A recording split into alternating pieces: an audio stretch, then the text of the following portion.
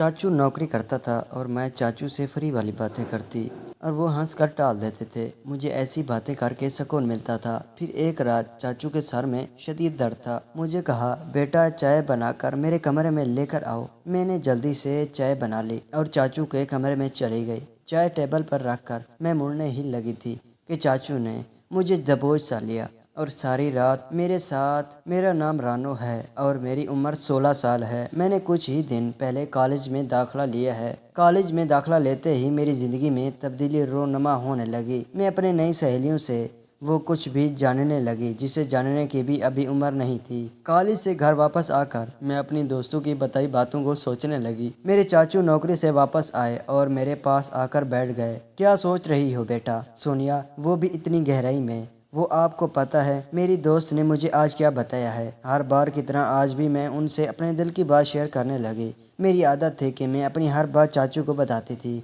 वो चाहे वैसी वाली बात ही क्यों ना हो। हाँ बताओ क्या बात है? उसने वो मुस्कुराकर बोले। मेरी दोस्त ने मुझे बताया था कि इंटरनेट पर वैसी वाली वीडियो होती हैं। आपके पास भी तो मोबाइल है और साथ इंटरनेट भी है ना? हम दोनों मिलकर वीडियो देखते हैं। मैं अपना चेहरा चाचे के नज़दीक लाकर सरगोशिया अंदाज में बोली। वो फटी निगाहों से मेरी तरफ देखने लगे थे। वो फिर मुस्कुरा कर पड़े और बोले, ऐसी बातें अपनी माँ और बाप के सामने मत करना वरना तुम्हारा वो बुरा हाल कर देंगे। रात के वक्त कमरे में आना में दुखन होगा। चाचू ने कहा और कमरे में चले गए और मैं पढ़ाई करने लगी। रात के वक्त मैं चाचा के कमरे में चली गई। वो लड़कियों की मैगज़ीन देख रहे थे। मुझे देखते ही उन्होंने वो मैगज़ीन छुपा दी। सर्दी ज़्यादा थी इसलिए मैं बिस्तर पे घुस कर चाचा के पास जा बैठी। चाचू मुझे अब जल्दी से भी वीडियो दिखाई। इतने में अबू चाचू के कमरे में आए और कहने लगे, रात के वक्त चाचू के कमरे में क्या कर रही हो? चलो अपने कमरे में चली जाओ। अबू ने सख्त अंदाज में कहा। मैं जल्दी से अपने कमरे में आ गई थी। अबू काफ़ी देर बाद चाचू के कमरे से बाहर निकले थे। मैं वीडियो देखने के लिए बेताब हो रही थी। मेरे व्हाट्सएप पर किसी रॉन्ग नंबर का मैसेज आया। उसकी भेजी हुई तस्वीर देखकर मेरी तो आंखें फटी की फटी रह गई थी।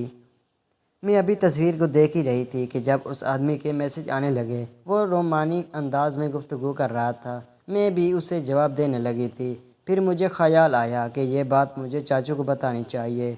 मैं फ़ौरन चाचू के कमरे में आई लेकिन उनके कमरे का दरवाज़ा बंद था। मैं अपने कमरे में वापस आ गई और उस अनजान लड़के से वैसी बातें करने लगी। मैं मोबाइल पर मैसेज पर बात कर रही थी जब मैंने उसे कॉल पर बात करने को कहा मगर उसने मना कर दिया। मेरी नज़र चाचू पर पड़ी। वो अपने कमरे से निकलकर छत पर जा रहे थे। उनके हाथ में मोबाइल था। मुझे बहुत हैरत हुई कि वो रात के इस वक्त छत पर क्यों जा रहे हैं। रात के 3 बज रहे थे। मुझे नींद भी आ रही थी। मैं सो गई। अगली सुबह चाचू का मूड बहुत खुशगवार था। वो मेरे साथ बहुत हंसकर बातें कर रहे थे। मैं कॉलेज पैदल चली जाती थी। चाचू ने कहा, मेरे साथ चलो। मैं भी उनके साथ चल पड़ी। चाचू ने मेरा हाथ अपनी कमर पर रख दिया और वापसी पर भी मुझे ले आने आए। और आज उदासी थी क्योंकि मेरे दोस्त मुझसे नाराज़ थी क्योंकि हम दोनों के दरमियान लड़ाई हो गई थी। मैं चाचा के साथ ही घर वापस आई। अम्मी अबू घर नहीं थे। चाचू मुझे कहने लगे, तुमने मुझे दोबारा वीडियो दिखाने का नहीं कहा, क्या वजह है? मैंने पहले से ही देख ली थी। मैंने चाचू को ये कहा और मुस्कुरा कर बताया। चाचू चौंक कर मेरी जानब देखने लगे और बोल पड़े, कैसी देखी हैं? उन्होंने सख्त अंदाज में पूछा। वो मेरा एक नया दोस्त बना है, उसी ने भेजी है। रात को आपको बताने के लिए आ रही थी मगर आप सो रहे थे। मैंने उन्हें बताया तो चाचू गहरी सोच में डूब गए और बोले, अच्छा तुम जाओ और कपड़े तब्दील कर लो, मैं खाना लगाता हूँ। भाई और भाभी अम्मी की इयादत करने गाँव गए थे, कल ही वापस आएंगे। चाचू ने मुझे बताया। मैं कपड़े तब्दील करने अपने कमरे में चली गई थी। जब वापस लॉन्च में आई तो देखा चाचा मेरे मोबाइल पर कुछ तलाश कर रहे थे।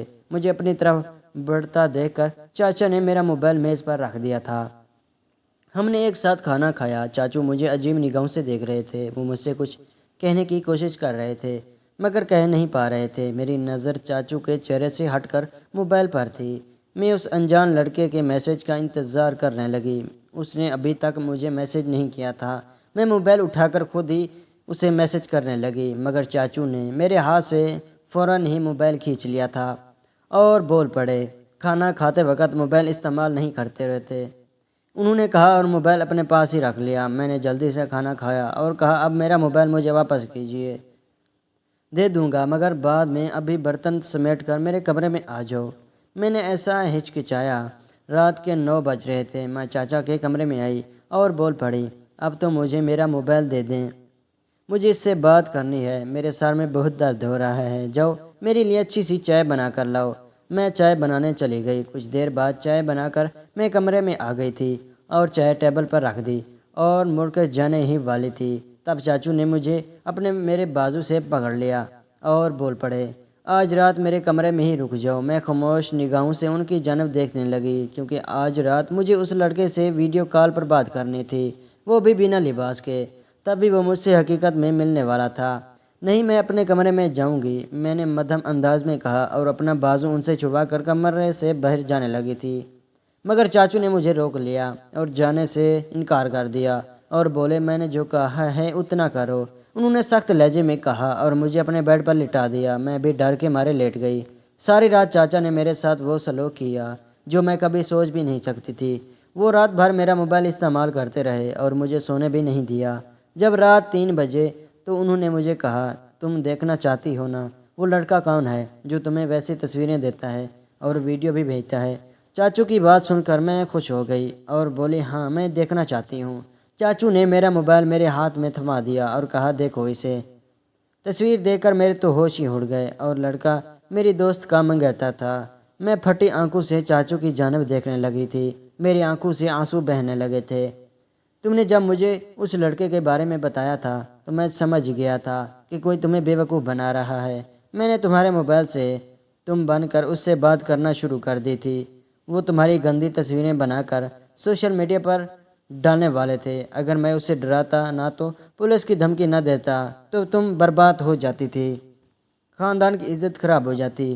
تمہاری یہ عمر کچھ اچھا سیکھنے کی ہے، ایسی برائی والی باتوں اور کاموں سے خود کر بیچنا کرو۔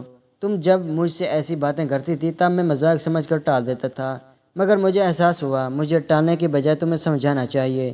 چاچو کی بات سن کر میں پھوٹ پھوٹ کر رونے لگ گئی۔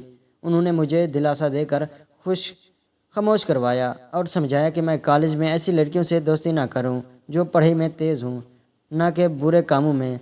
میں نے بھی چاچو سے عہد کر لیا، میں اب صرف اپنی پڑھائی میں توجہ دیتی تھی، نہ کہ لڑکوں اور ایسے برے کاموں میں۔ وقت کے ساتھ ساتھ ہی سب کچھ اچھا ہونے لگ جایا کرتا تھا۔